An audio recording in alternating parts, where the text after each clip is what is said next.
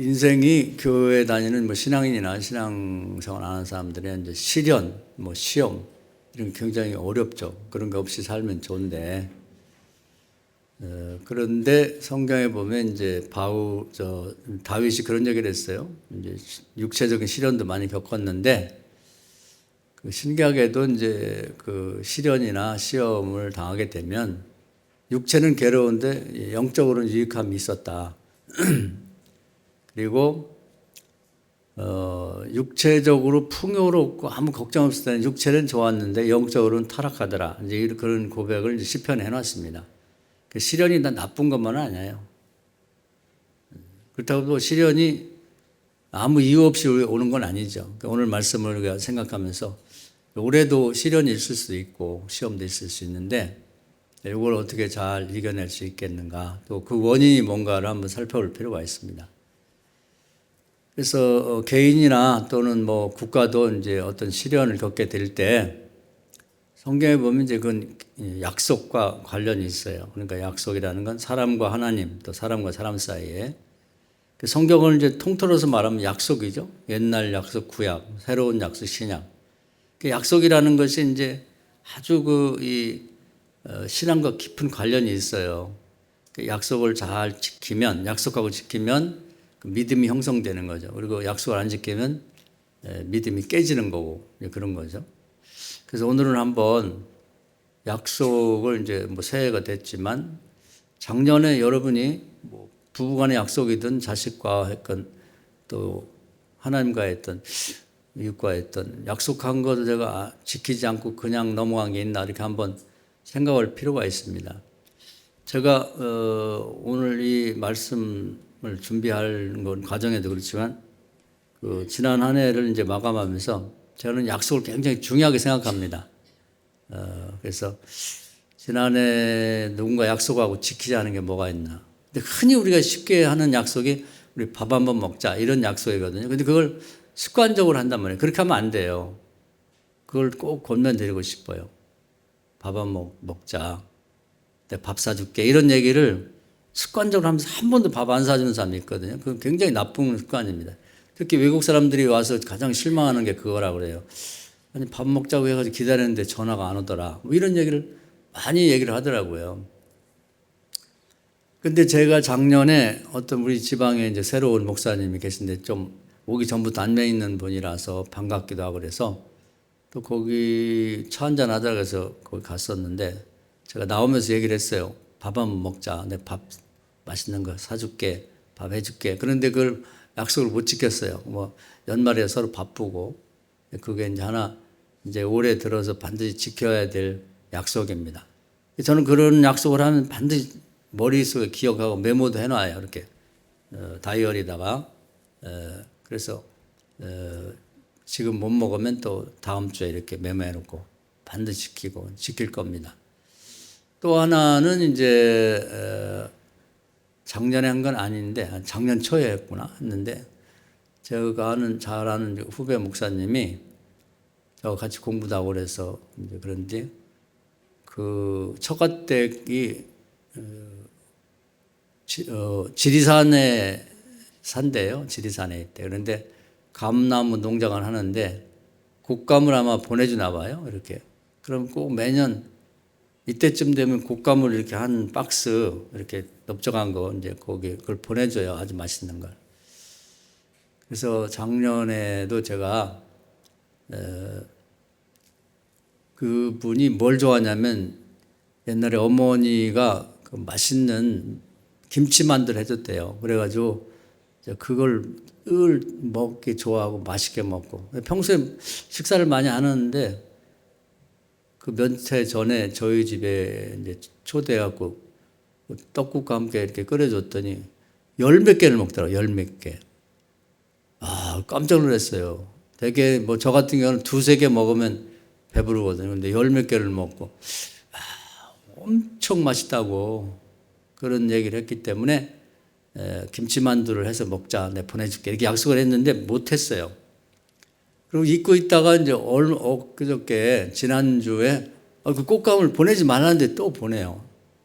그때 이제 그 처가 때 거기도 연세들이 많아갖고 이제 몇 년 앞으로 보내줄지 모르지만 제가 하고 싶어 하는 거니까 그냥 맛있게 드시면 됩니다. 그런데 그 생각이 벌떡 나는 거예요. 아유, 내가 이게 대접만 받는데 또 뭐 제가 어떻게 답례할 게 없어요. 그래 뭐 책이나 한 권씩 이제 사서 보내고 그러는데, 그래서 어제 엊그저께 얘기를 못했어요. 김치만두 이번에는 꼭 해줄게 이렇게 얘기를 못했다고. 왜냐면 그게 잘 안 되니까. 또 저 혼자 만드는 것도 아니고 우리 집사람이 또 뭐 시간이 나고 그래야 되니까. 그러니까 엄청 미안하더라고, 그 양반한테. 그래서 두 가지 지켜야 될 약속이 있습니다. 그래서 어떻게든지 이제 이번 명절에는 조금이라도 만들어서 우리도 먹고 그분한테 보내줘야겠다 이런 마음을 먹고 있어요. 그 만두 얘기는 우리 집사람한테 아직 얘기는 안 했는데 제가 그 약속이 생각이 나는 거예요. 제가 평소 약속을 중요하게 생각한다고 하면서 이건 약속을 못 지키고 있구나. 그래서 하여튼 약속을 그만큼 이제 우리가 함부로 하지 말고 했으면 반드시 지켜라. 작은 약속이라도. 자식이나 손주하고도 그래요. 약속을 그냥 불쑥불쑥 해놓고 안 지키면 안 돼. 반드시 지켜야 돼요. 그건 하나님의 뜻이야. 그래서 오늘은 이제 이걸 안 지켰을 때 생길 수 있는 문제들, 그런 걸 한번 신앙적으로 보겠어요.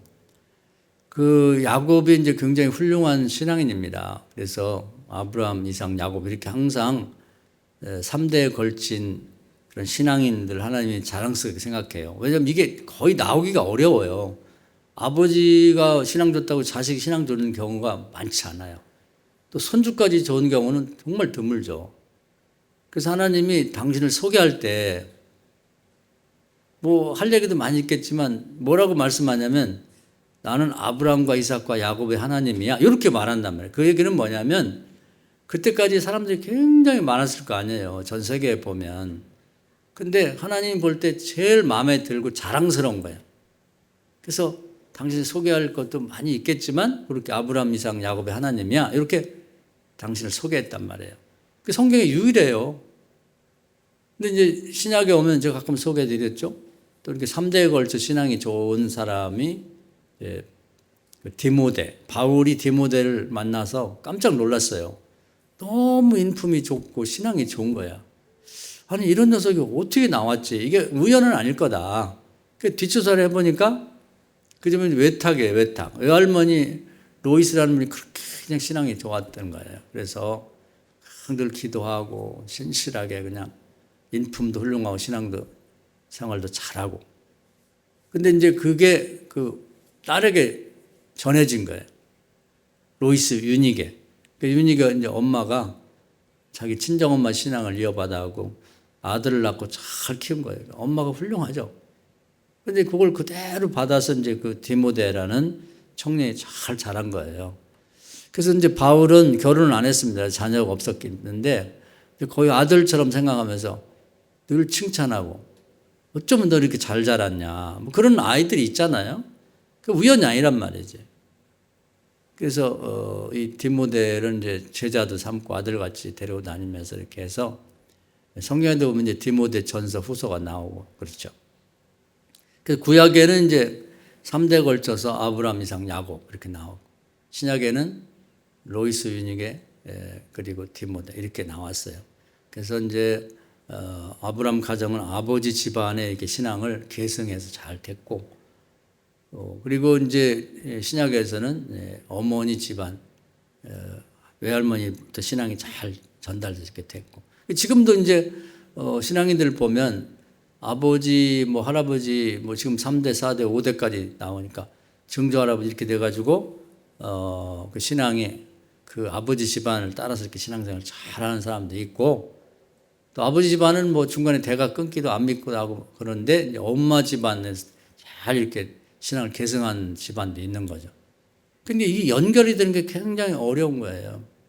그러니까 하나님이 자랑스럽게 생각했던 이제 야곱인데 이분도 이제 실수한 게 있어요. 그건 뭐냐면 그 집안이 이제 뭐 형제간에 이제 분란이 있다는 걸 알죠. 그래서 엄마 아빠가 자기 형이 아주 이 야곱의 형이 에서가 성질이 아주 못됐어요. 아주 이렇게 막 화가 나면 혈기가 나면 물불을 못 가리고 막 이러니까 잘못하면 자기 동생을 해칠 수가 있게 생겼으니까 너 당분간 외갓집에 가 있어라. 그래서 외갓집 보냈단 말이에요. 외갓집 이제 라반이라고 하는 외삼촌의 집에 가는데, 이거 뭐 나이가 아직 어린데, 아니 멀쩡하게 아버지 엄마 집에 있고 고향이 있고 그런데, 이게 이제 집을 떠나서 혼자 가는 게 너무 어려운 거예요. 그리고 누가 같이 가는 것도 아니고 혼자 물어서 뭐 광야를 걸어가지고 외갓집까지 가려니까 무섭기도 하고.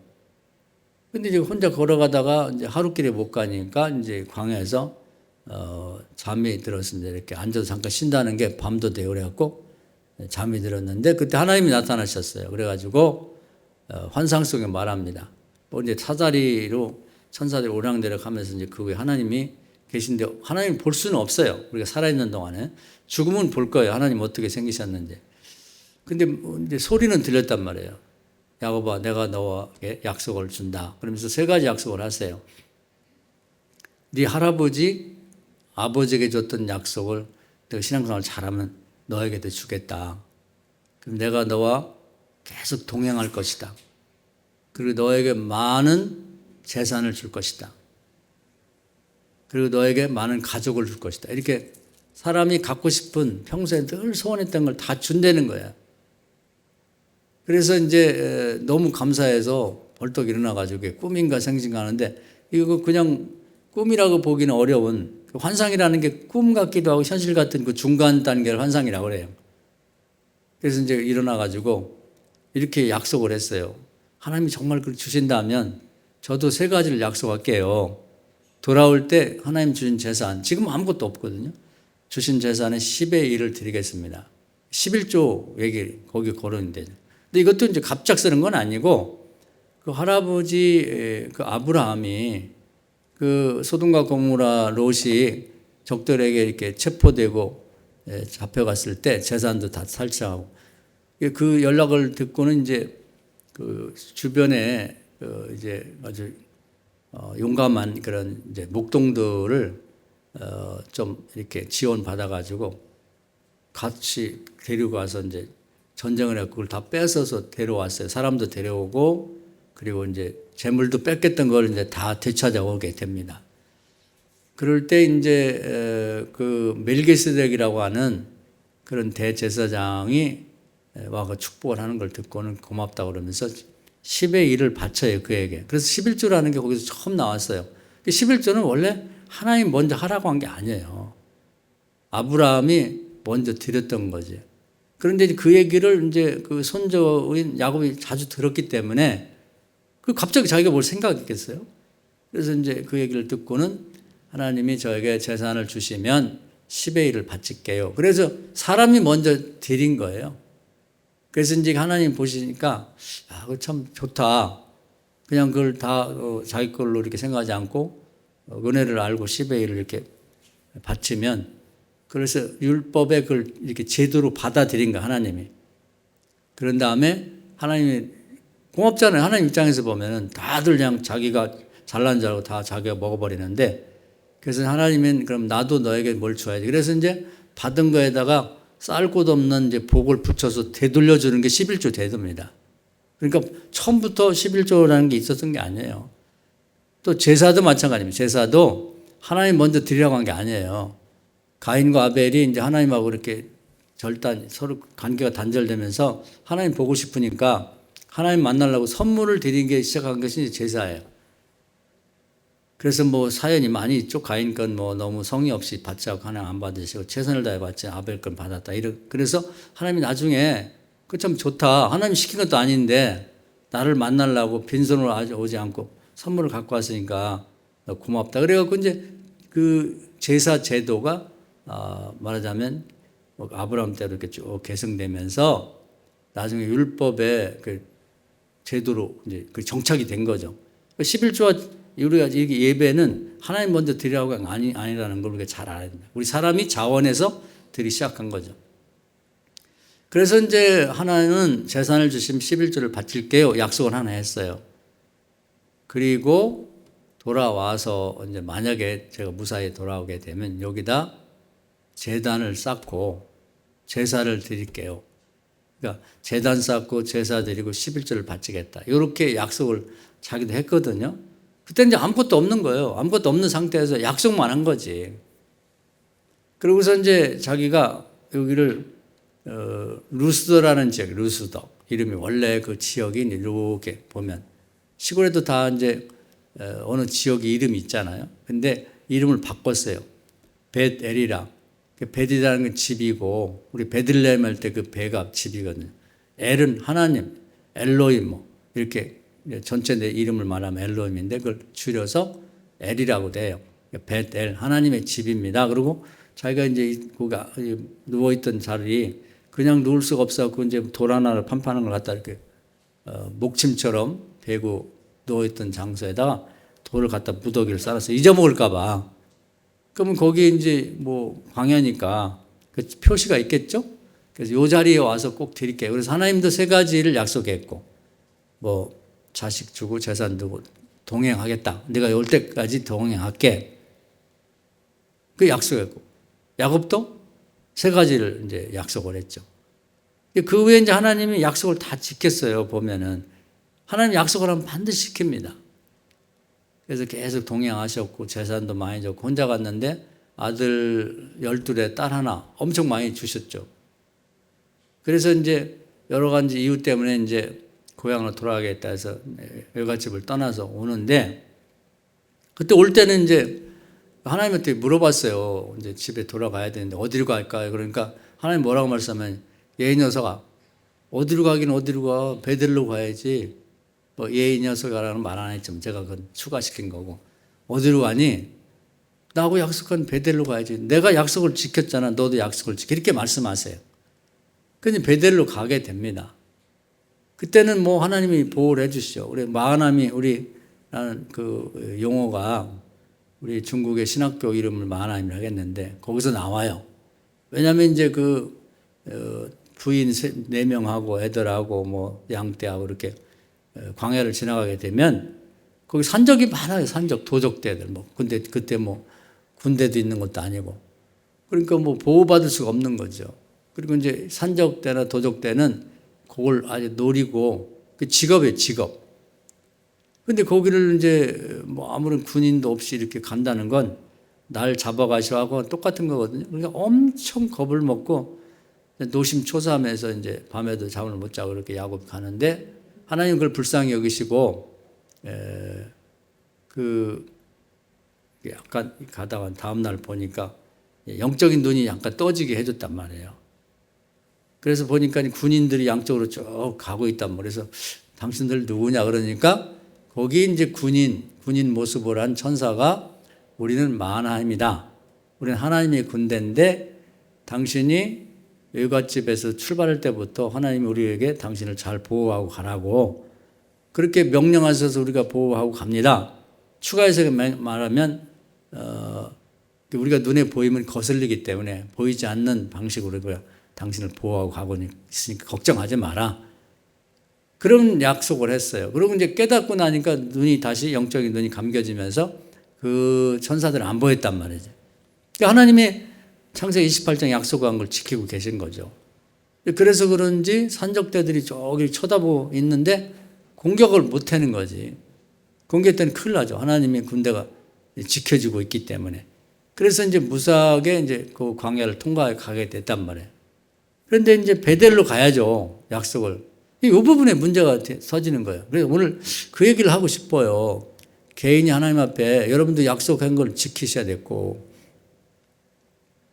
그런데 이제 정확히는 모르겠어요. 그러나 이제 그 여자들은 항상 보면 이제 머리도 감고 뭐 세수도 하고 뭐 예쁘게 해야 되니까 목욕도 하고 그런데 이 외갓집에서부터 여기까지 오는 동안에 광야니까 바람도 많이 불고 먼지도 많이 나고 그 세수도 제대로 못했단 말이에요. 왜냐하면 광야는 또 물이 없어요. 그러니까 아마 그 부인 4명하고 또 딸이 있어요. 디나라고 이제 고명딸이 막내 딸이니까 아빠들은 이 딸나니까 꼼짝 못해요. 뭐 딸들이 얘기하는 건 뭐 어떻게 할지 못. 저도 마찬가지. 딸들을 뭐 이렇게 하면은 못해요. 우리 막내딸 저기 있는데 만약에 그 전에 가진 않았는데 벌 들어왔다고 벌 좀 잡으라 해서 제가 가려고 준비했었어요. 벌 들어왔다. 또 뭐 집에 뭐 바퀴가 큰 게 있다면 잡으러 가야지. 그 정도로 이제 딸들한테는 꼼짝 못 한다고. 근데 이제 아들 12에다가 딸 하나니까 뭐 딸이 또 뭐 아빠 애교 부리고 울고 그러면 어쩔 수가 없다. 그래서 베델로 이제 그 여자들이 주장했을 것 같아. 왜냐면 베델로 가지 말자는 건 아니야. 그럼 우선 좀 목욕이라도 하고 세수라도 하고 하나님 배 가려면 이쁘게 하고 가야지. 이러면서 이제 얘기하다 보니까 그 여자 4명을 어떻게 이겨요? 아빠 혼자 야곱이. 그래서 이제 이 베델 그 지역은 완전 광야고, 이제 그 옆에 세겜이라는 지역인데 거기는 이제 도시가 읍내가 형성이 된 거예요. 그런 데는 이제 뭐 씻을 물도 있고 우물도 있고 뭐 목욕탕도 있고 먹을 것도 있고. 그래서 이제 그걸로 먼저 가자 그러니까 이걸 못 이긴 거예요, 아빠가. 지금도 이런 경우면 못 이길 것 같아. 딸이 하나 있고 부인이 4명이다. 그러면 그걸 어떻게 이겨요? 못 이기지. 그래서 이제 할 수 없이 안 간다는 건 아니야. 그래서 이제 베델로 가긴 가는데 먼저 거기 들렸다가 가자. 요 말 때문에 거기 간 거예요. 근데 차일피일 미뤄져 갖고 거기 바로 못 갔어요. 그런 바람에 이제 문제가 터지는 거예요. 시련이 왔어요. 시험이 오고. 그 지역에 이제 추장의 아들이 아주 뭐 그 아버지 못지않은 세력을 가진 젊은이인데 이 디나를 보고 홀딱 반한 거예요. 뭐 아주 예쁘게 자랐고 또 낯설고 지 찾으라고 생각하고 연애해갖고 이렇게 해갖고 뭐가 잘못됐어요. 그래갖고 이제 뭐 용어가 그렇긴 한데 이제 겁탈을 한 거죠, 억지로. 그래가지고는 이렇게 된 거 어떡하냐. 그래서 추장이 하라는 대로 다 할 테니까 당신 딸하고 우리 집안도 뭐 이 지역을 대표하는 집안이니까 그 나쁜 집안 아니니까 우리 아들하고 결혼시키자. 이렇게 된 거예요. 그런데 이제 그 오빠들로서는 이제 불쾌하죠. 그래가지고는 그럼 조건이 하나 있다. 우리 남자들은 다 할례를 받아야 되는데 당신은 할례를 받으라. 그런 상태에서 이제 이 남자들이 가서 그쪽에 세겜의 남자들을 다 죽여버렸어요. 살인자가 된 거지. 그러니까 일이 점점 커진 게 된 거예요. 그러니까 그 주변 사람들이 이놈들이 어디 낯선 객지에서 와가지고 우리 지역에 이 세겜의 젊은이를 죽인다는 게 말이 되냐? 남녀가 또 만나서 결혼할 수 있고 그런 거지. 그리고 이제 그 당시에는 뭐 그런 게 그 흉도 아니고 그런데 이리가 돼가지고 그 주변에 있는 모든 부족들이 다 일어나가지고 이 야곱과 그 의지에서 온 녀석들 다 죽이겠다고 막 이렇게 돼버린 거죠. 그러니까 막 큰일 난 거죠. 그래서 이제 야곱이 100배 사자고 하나님 앞에 어떻게 하면 좋겠냐고 그랬더니 그 회개한 다음에 그 여인들이 이제 여기 장신구들이 많이 있단 말이에요. 근데 그 장신구 중에는 우상에 가까운 곳도 있어요. 그래갖고 이제 그런 걸 다 빼서 나무 밑에 묻어버려라. 그리고 회개하면 도와주겠다. 그래서 회개했더니 이제 하나님이 또 이 철수했던 마하나임 군대를 동원해갖고 딱 보호를 하니까 다른 사람들이 겁나서 공격을 못 하는 거예요. 그래갖고 이제 야곱이 두려움 속에 다시 거기 빠져나와서 베델에 가서 제사를 드렸죠. 약속을 지킨 거죠. 그랬더니 그다음부터 아무 문제가 없는 거예요. 하나님하고 여러분이 약속을 한 게 있으면 과거에 어릴 때 한 거라도 지키세요. 그것이 문제, 시련, 여러분이 지금 뭔가 시련을 당하고 있으면 그게 이유가 있다고. 믿는 자에게는 우연이라는 게 없어요. 우연이라는 게. 또 운명이라는 게 없어요. 제가 가끔 말씀드렸죠. 정해진 운명은 어쩔 수 없어. 더 세속적으로 말하면 팔자속와는 어쩔 수 없어. 그런 게 없어요. 그것은 신명기 30장에 명확히 나와 있다고. 너희 앞에 죽음과 생명, 복과 저주가 있는데 선택은 너가 하는 거야. 그거 없는 거예요. 지금 여러분이 어려움을 겪고 있다 그러면 뭐 세상 사람처럼 팔자다, 뭐 운명이다. 그것은 미신적인 거고 성경에는 그런 말씀 없기 때문에 그런 현혹되면 안 돼. 그래서 지금 뭐 방금 얘기 드린데 세겜에 가서 이런 어려움을 당한 게 그게 팔자입니까? 그게 뭐 운명인가요? 그건 아니지. 하나님의 약속을 얻기 때문에 그런 거지. 그래서 우리에게 특히 믿는 자에게 닥친 시련과 시험은 다 하나님 말씀을 어딘가 어긴 데서부터 오는 거예요. 그걸 바로 잡아야 돼. 그래서 이 야곱이 이제 잘한 건 뭐냐면 문제가 터졌을 때 그걸 하나님 말씀을 이렇게 되새기면서 보니까 베델에 먼저 가야 되는데 이게 잘못됐구나. 바로 잡았더니 그게 해결된 거죠.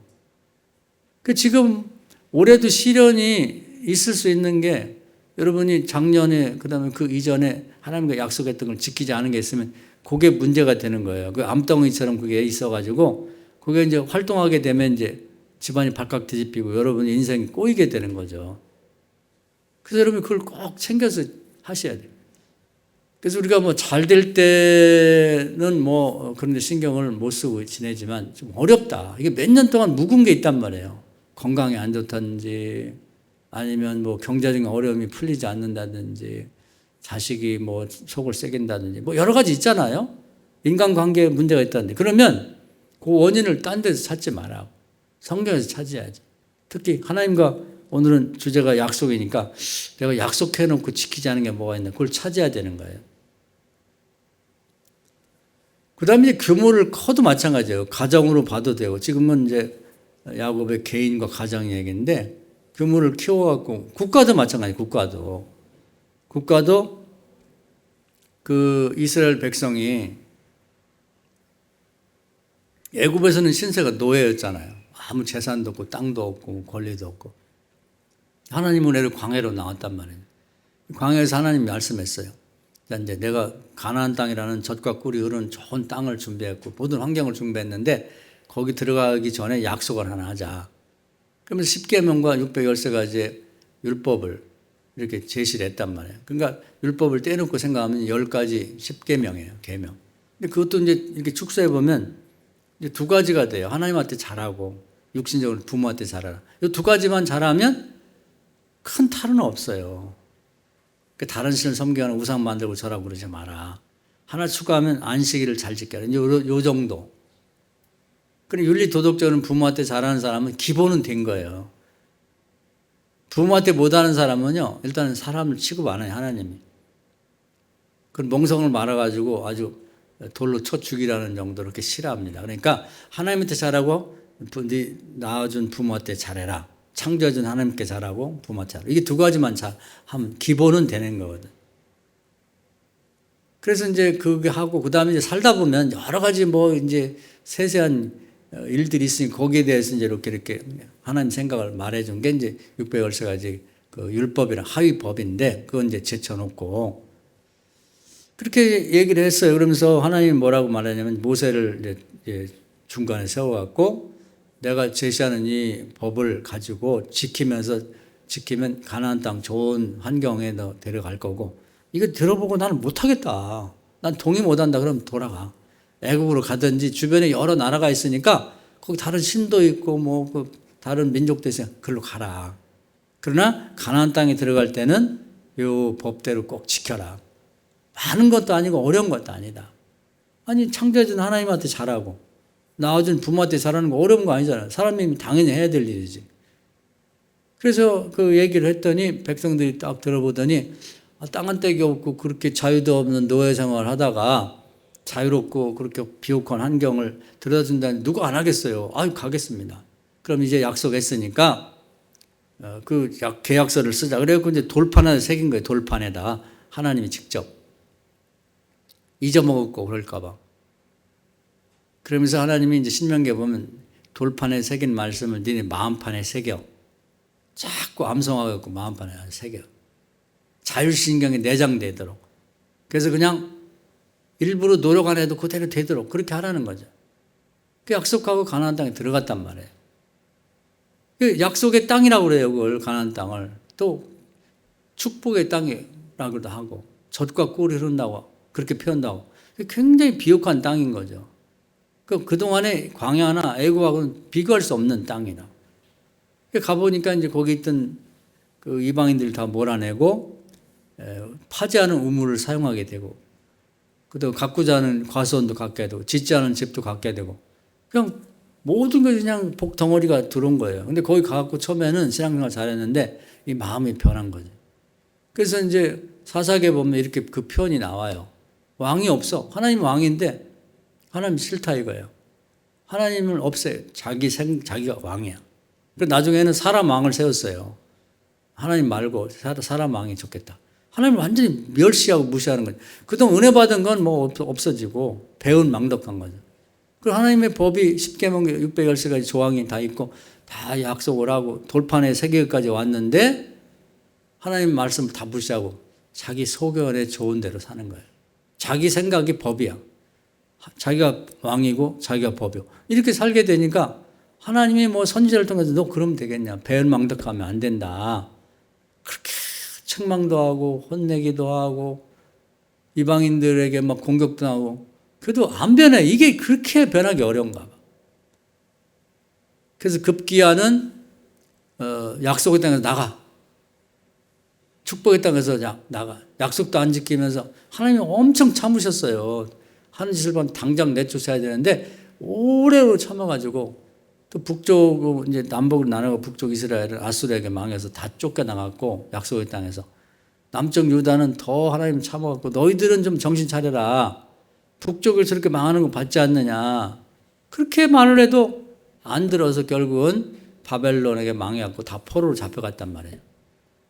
그러니까 약속을 안 지키고 약속하고 안 지키니까 민족도 다 그냥 흩어지고 망하고 공격당하고 이제 포로로 잡혀가고 그랬단 말이에요. 그러니까 나라도 약속을 지켜야 돼. 하나님 앞에 한 약속을. 우리나라도 이제 뭐 요즘에 비교적 잘 나가는 것 같은데 약속을 지켜야 돼요.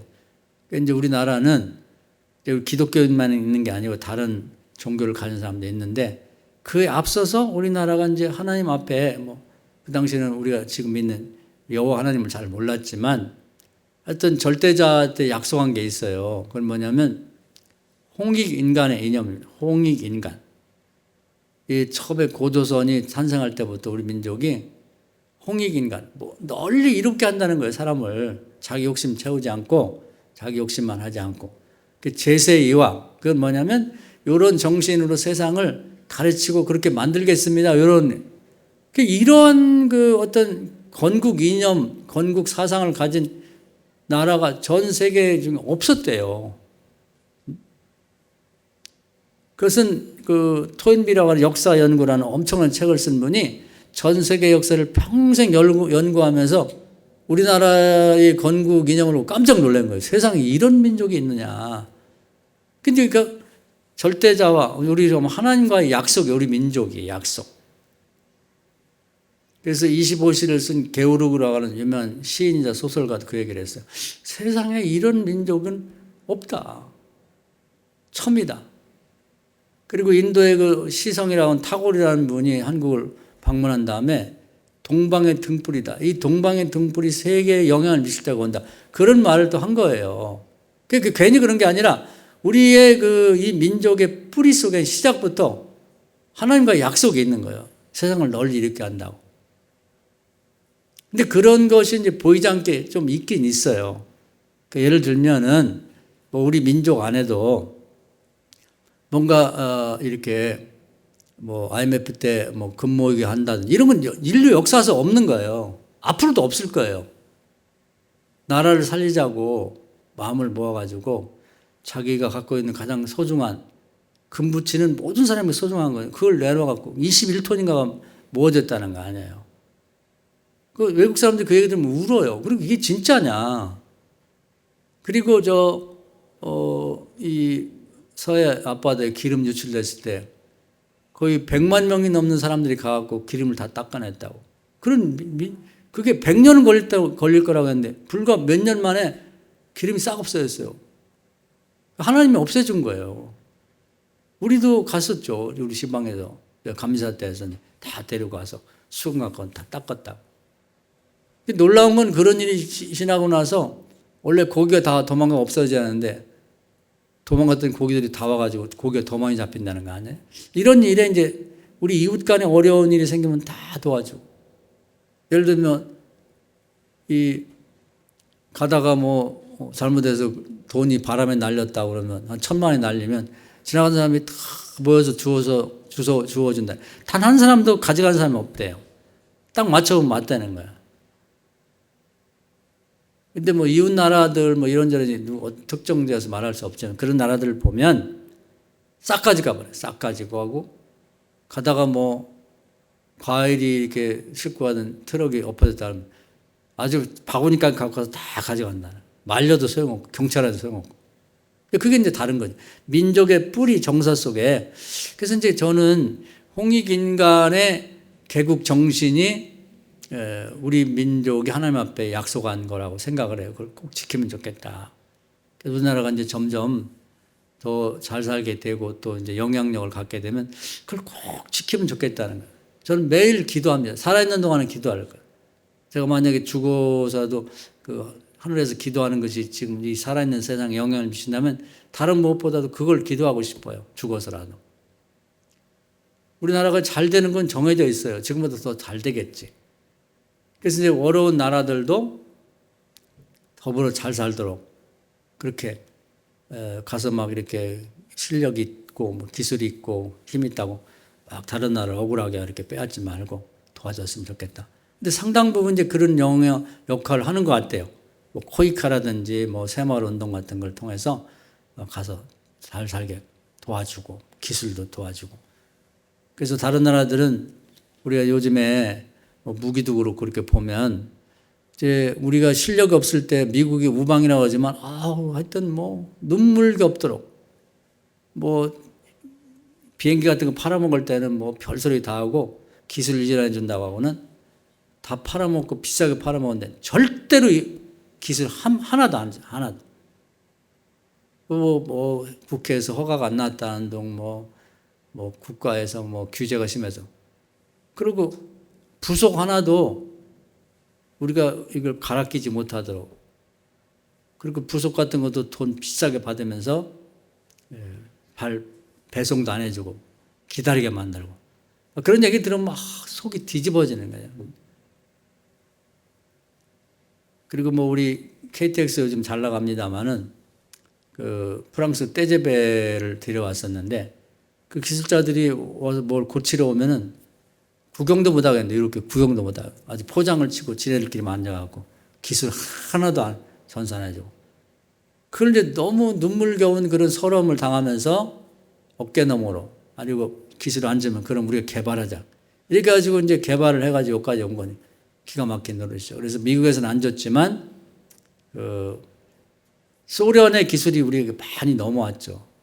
그냥 온 건 아니고 그 소련이 어려울 때 차관 빌려준 대신에 첨단 무기 기술을 다 넘겨줘서 이제 서러움을 이기고 이제 지금 이제 점점 기술이 올라가는데 우리는 그런 짓 안 하면 좋겠다. 그래서 우리나라가 하는 것이 어떻게 보면 좀 세상 사람들이 바보라고 하는데 항상 기술 이전을 같이 해줘요. 폴란드 같은 데도 많이 무기를 파는데 무기만 팔 뿐 아니라 기술 이전을 같이 해주고 거기서 현지 같이 생산하자. 그러면서 항상 하는 얘기가 우리만 잘 살 게 아니라 상생, 같이 잘 살자. 배신도 많이 당하지만 그런 정책으로 나가는 게 우연은 아니고 홍익인간의 이념이라고 하는 뿌리 깊은 우리 정신 무의식 속에 있는 그런 사상 때문에 그런 게 아니에요. 이런 생각이 들고 고맙게 생각해요. 좀 잘 생각을 잘하는구나. 고맙다. 이렇게. 그리고 뭐 예를 들면 외국에 뭐 발전소를 져준다든지 이러면 그게 뭐 나사 하나 바꾸고 뭐 그럴 때까지 못 건들게 하고 이제 중국에서 만들었으면 중국 기술자가 올 때까지 건들지 못하게 하는데 우리는 이것을 건설하는 그 시점부터 그 사람들이 운영할 수 있도록 기술자를 우리나라가 데려다가 교육을 시키고 같이 운영하면서 나중에는 너희들이 운영할 수 있도록 부족한 기술은 우리가 도와줄게. 이렇게 지금 나가거든요. 다른 사람들은 바보같이 왜 그러냐. 미국이나 이런 데 한번 봐봐라. 뭐 프랑스나. 그리고 기술 이전 어떻게 얻은 건데 그런 식으로 이전해주면 얼마나 큰 손해냐. 너희를 독점해. 이런데 그게 아니고 지금 다 그렇게 나가요. 근데 우리가 약소국이라 그렇다고 하는데 저는 약소국이기 때문이 아니라 홍익인간의 이념 때문에 그렇지 않나 이런 생각을 갖는단 말이에요. 그래서 이제 그런 하나님과의 약속을 지켰으면 좋겠다는 게 소원이고 또 최근에 좀 안타까운 건 우리가 이제 베트남 전쟁 때 많은 그 군인들이 우리나라에서 이제 어쩔 수 용병으로 한 거죠. 미국의 용병으로 돈 받고 간 거서.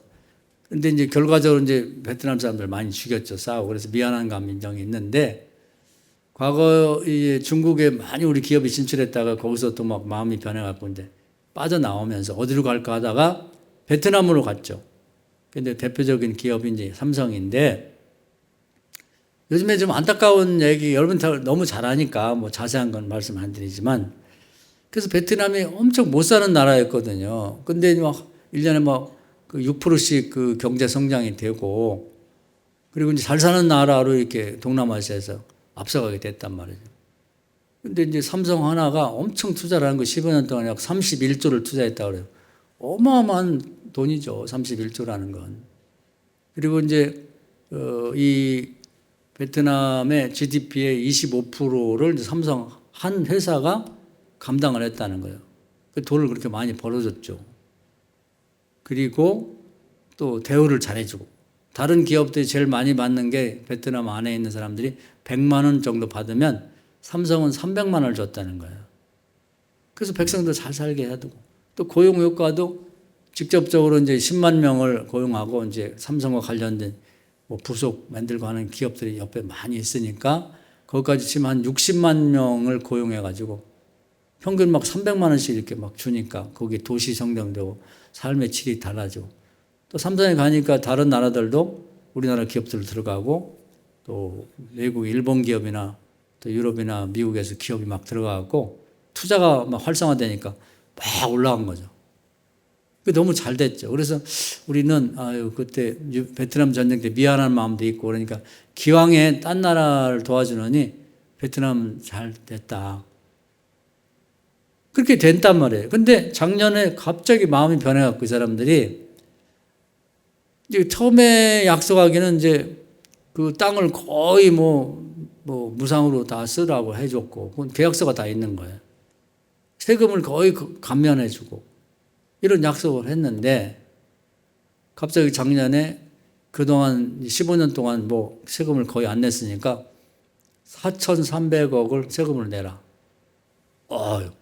아니, 갑자기 찾아와서, 안 내면 가만 안 두겠다면, 특히 반도체 만들고 뭐 이런 것들은 전기가 엄청 중요하거든요. 1초라도 끊어지면 안 돼. 전기를 끊어버린 거예요. 우리도 전기가 부족하니까 어쩔 수 없다. 그리고 어마어마한 손해를 본 거예요. 그리고 사람들을 동원해서 그 앞에서 삼성 물러가라. 당신들이 우리를 먹여 살리고 한 게 아니라 우리가 당신을 키운 거니까. 그러면서 어처구니 없는 게 뭐냐면 그 반도체라는 게 만들기 어렵거든요.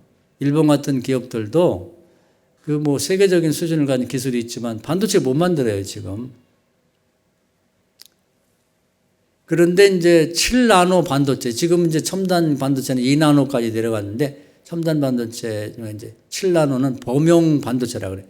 그 뭐 냉장고라든지 무슨 무슨 이제 밥솥이라든지 뭐 그런 걸 만드는데 이제 많이 들어가는, 그래서 수요가 굉장히 많은 반도체인데 밑에 것들이 와가지고 뭐라고 하냐면 7나노 반도체 기술을 다 넘겨라 우리한테.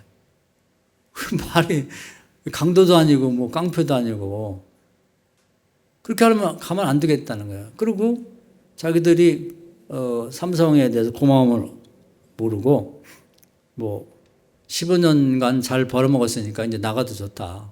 이렇게 나오는 거죠. 그러니까 뭔가 말이 돼야 뭐 이제 세금을 올리더라도 뭐 이렇게 합리적으로 올리고 뭐 이렇게 기술 이전도 뭔가 이유가 있이 이렇게 되는데 밑도 끝도 없이 니네 돈 벌었으니까 나가. 니네 없어도 돼. 이렇게 나오니까 삼성으로서는 이제 황당하죠. 그러면서 그들이 주장은 뭐냐면 31조나 투자했는데 나가란다 나갈 것 같아? 그럼 자기들 31조 손해보는데 나가라면 못 나갈 거지. 이렇게 그걸 이제 볼모로 잡아 그렇게 나온 거예요.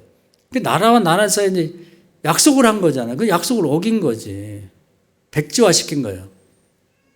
이제 다시 약속을 잡자. 그렇게 된 거죠. 그래서 이제 삼성에서는 뭐 많은 연구를 하다가 그럼 떠나자. 이렇게 신뢰가 없는, 지금은 또 이렇게 나가지만 또 내년에는 또 무슨 짓을 할지 모르잖아요. 약속을 지키지 않는 민족은 신뢰가 깨지면 소용없는 거다. 그럼 이제 철수를 결정했어요. 그러니까 처음에는 설마 겁주려고 그러겠지. 31조를 투자했는데 그게 적은 돈이야? 못 나갈 거야. 이렇게 생각했는데 결과적으로 이제 결정을 했어요. 본사에서. 그래가지고 이제 인도에서는 뭐 우리한테 오라고 별의별 조건. 인도도 믿을 수는 없어. 근데 또 어떻게 변할지 모르지. 하여튼 인도가 더 좋은 조건으로 이제 초청을 하는 바람에 인도로 옮기를 결정하고 가게 된 거예요. 그래서 짐을 싸고 이제 계속 배를 실어 날르기 시작하니까 이게 진짜 가나 보다. 그렇게 돼버린 거죠. 그렇게 되니까 삼성이 이제 굉장히 신뢰받는 기업이고 어디 투자를 할 때 굉장히 신중하게 몇 년 전부터 따져서 하는 기업이라는 게 세계에 소문났거든요. 그래서 이제 작년까지만 해도 미국에서라든지 유럽이라든지 일본 같은 데서 투자를 하려고 계획을 다 세우고 발표를 했었는데 삼성을 이렇게 대우하는 걸 보니까 자기도 당할 것 같으니까 우리나라의 기업들 현대나 이런 데서도 투자를 더 할 걸 보류하고 그다음에 빠져나올 결정을 한 거죠. 그러면서 이제 도미노처럼 이제 다른 나라들도 베트남에 있다가는 우리 또 똑같이 당한다. 삼성한테 저렇게 하고 자기 나라에게 유익을 그렇게 그런데 저렇게 대한다고? 그럼 우리도 당하겠지. 그러면서 다 빠져나오기 시작한 거예요. 있을 이유가 없잖아요. 국가 간의 거래도 이 관계에도 약속이 그렇게 중요한 거야. 근데 이걸 이제 정부의 관리들도 이제 뒤에서 이렇게 보면서 사람들 선동해갖고 계속 이렇게 하고 그리고 삼성이 거기서 갤럭시 그 핸드폰을 만드는데 그걸 안 쓰고 미국 애플 거 쓰게 만들고 이렇게 하면 안 되잖아요. 비열하잖아. 그러니까 이제 다른 기업들도 뭐 투자를 이제 중지하고 빠져나간다고 계획을 세우고 그러니까 큰일 난 거지. 뒤늦게 이제 보니까 뭐 자기들끼리 회의를 하고 그래서 진짜 나간다. 그래갖고 우리나라의 말하자면 재무장관 같은 사람이 공무원들을 데리고 왔더라고. 삼성에서는 뭐 원래 같으면 뭐 부사장 이런 사람이 나가야 되는데 평사원 하나 보내고 삼성 본사에 왔는데 첫날은 안 만나주고 다음날 딱 30분 만났대. 30분. 로비에 앉아있다가. 그러면 우리 결정한 건 처리할 수 없습니다. 당신들 어떻게 믿냐. 신뢰가 깨졌게 하면 안 된다. 그래서 울며 갔다는 거 아니에요. 그래서 그 나라가 좀 큰일 났어요. 그래서 이제 좀 우리도 이제 자주 거기 놀러 가기도 하고 우리 뭐 초롱이가 지난주에 선교도 하고 그랬는데 관계가 잘 되면 좋겠는데 깨져버렸어. 이제 회복하기 불가능한 거지. 그러면서 이제 뭐라고 하냐면 지난번 15년 전에 약속했던 약속, 그 계약을 다시 회복하겠다. 그걸 누가 믿냐고. 이제 와서. 그래서 오늘은 여기까지 말씀드릴 텐데요. 하나님과 우리 사이에도 개인도 야곱 얘기했습니다만 약속했으면 지켜야 돼요. 안 지키면 큰일 납니다. 모든 시련과 시험은 거기서 온다. 이렇게 생각하셔서 이제 새로운 해가 됐으니까 작년까지 살면서 하나님 앞에 약속한 거 있잖아요. 또 개인적으로 뭐 부모한테 약속한 거, 뭐 내일간에 약속한 거, 뭐 자식들하고 약속한 거 지키세요. 지켜. 그러면 그렇지 않으면 시험이 온다. 시련이 와요. 반드시. 집단적으로도 마찬가지예요. 우리 교회가 만약에 이제 집단이라고 하면 뭐 선교 같은 거 약속했으면 지켜야 돼요. 뭐 이랬다고 하고 저랬다 안 하는데 지켜야 돼. 지켜야 되는 거예요. 국가도 지켜야 됩니다. 하나님 앞에 약속했으면 이스라엘 백성 전체 가나안 땅에 들어가는 상황이 변했다고 마음이 싹 변해? 약속했다는 게 나가야지. 약속 안 지키니까. 그걸 가리키려고 하는 거예요. 하나님이. 우리 민족도 하나님 앞에 홍익인간의 이념으로 이 나라를 지탱하겠습니다. 지켜야죠. 어려울 때도 지키고 국내에서도 지키고 다른 나라의 관계 속에도 지켜야 되는 거예요. 국가 간에도 지켜야 돼요. 우리나라는 절대로 다른 나라를 해코지하고 수탈하지 말고 또 국가 간에 약속을 했으면 꼭 지켜야죠. 그 시작이 어디서부터 우리 개인부터 해야 되는 거예요. 그래서 이제 처음으로 돌아와서 혹시 작년에 제가 고백했습니다. 여러분도 약속한 게 있는데 안 지킨 게 있으면 기도하면서 구해요. 하나님한테 성령을 통해서 혹시 제가 약속하고 안 지킨 게 있으면 생각나게 해주십시오. 반드시 지키셔야 됩니다. 그렇지 않으면 그것이 언젠가는 화가 되어서 시험과 시련에 빠지게 한다는 거죠. 이 말씀 은혜가 되시길 주의 이름으로 축원합니다. 아멘. 주여 한번 하고 통성 기도할 텐데 하나님 성령을 통해서 우리가 약속하고 지키지 않은 것 하나님과 또 사람과 사람 사이에 있거든 생각나게 하고 지키게 하옵소서 하고 기도하겠습니다. 주여 오늘도 귀한 말씀을 해주심을 감사합니다. 약속의 하나님은 성경 자체를 구약과 신약으로 나누시고 약속하시고 반드시 지키시고 또 우리에게도 나처럼 너희들도 약속한 걸 지켜라. 나에게 약속한 것 또 너희들 간에 약속한 걸 지키라고 말씀해 계십니다. 그것이 성경에만 있는 게 아니고 지금도 이런 약속을 행하느냐 안 하느냐에 따라서 복을 받을 수도 있고 화가 올 수도 있고 시험과 시련에도 빠질 수 있음을 기억하게 하여 주시옵시고 약속의 하나님 자녀답게 약속을 지키고 사는 우리 성도들 되게 하여 주시옵소서. 예수님의 이름으로 간절히 기도하옵나이다. 아멘.